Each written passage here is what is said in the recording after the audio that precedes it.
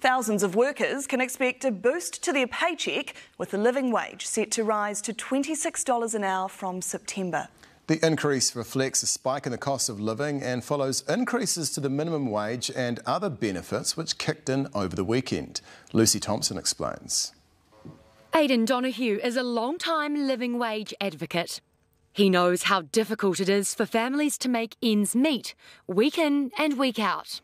It's quite a struggle for them just to even be able to, put bread and butter on the table, or even, go out and do stuff that they want to do as a family. But from September, there'll be some relief to low-income earners, with the living wage increasing 9.9% from $23.65 an hour to $26.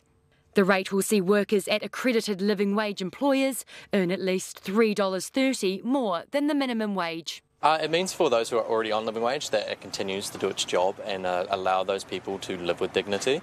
The jump follows a full recalculation, which happens every 5 years, and a spike in the cost of living hasn't gone unnoticed.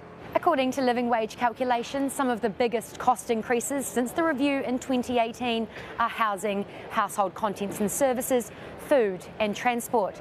The average weekly expenses for a 2-adult, 2-child family has increased to just under $1,500, up from just over $1,100.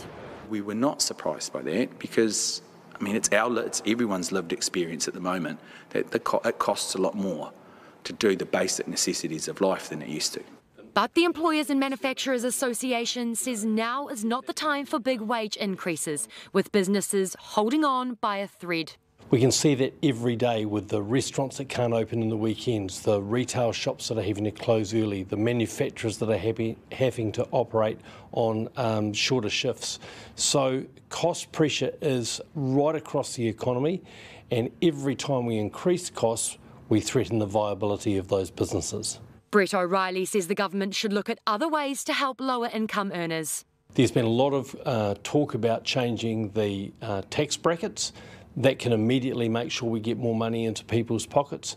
We can also look at areas like working for families. Families working hard in a tough economic environment.